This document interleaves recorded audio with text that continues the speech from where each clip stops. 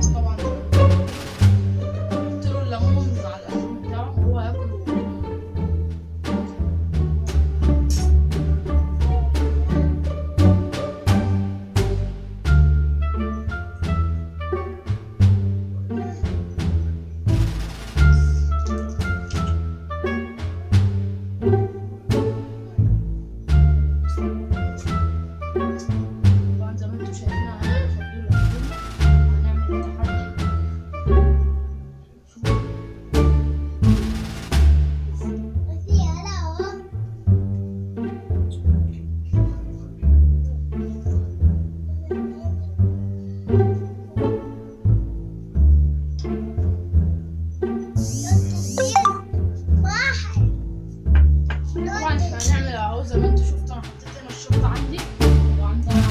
هنعمل التحدي ونشوف مين اللي هيخلص الاول. استنى بس.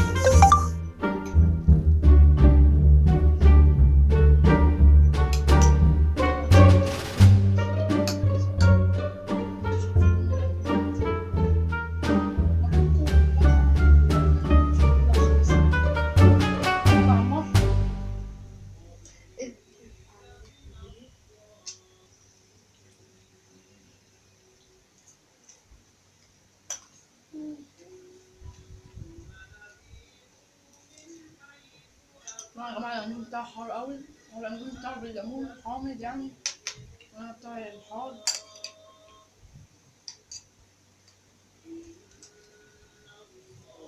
طبعا زي ما انتوا شايفين اهو.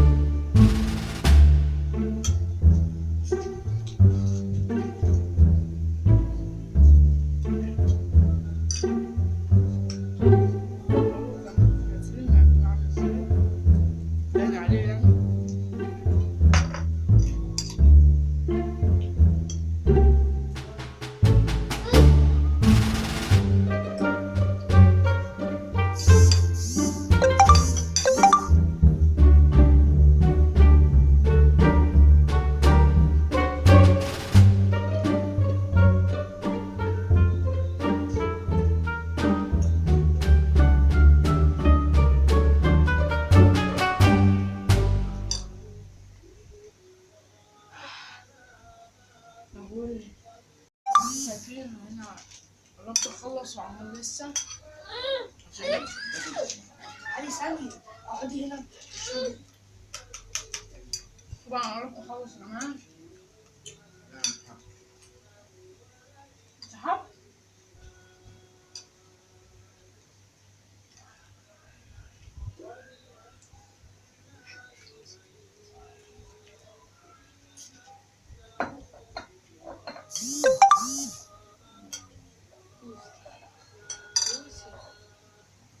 طبعا زي ما انتم شايفين مش قادرة الصراحة اكمل. يعني انا انسحبت من التحدي، وعمار طبعا زي ما انتم شايفين انا انسحبت خلاص مش قادر، وعمار كده هو اللي كسب التحدي. طبعا زي ما انتم شايفين هنشوف العقاب دلوقتي، هنشوف العقاب هيبقى ايه. بس لا مش انا قلت لكم كمل. زي ما انتم شفتوا عمار اهو كسب. طبعا مش انسحبت عشان كمية الشطة وكده، انا عادي، فبس كمية الاندومي نفسها كانت كبيرة، وعمار اهو كسب. وبكده تكون نهاية الفيديو. وقبل ما ننهي الفيديو ما تنسوش تعملوا لايك وسبسكرايب وتفعلوا زر الجرس عشان يوصلكوا كل فيديوهاتنا. سلام.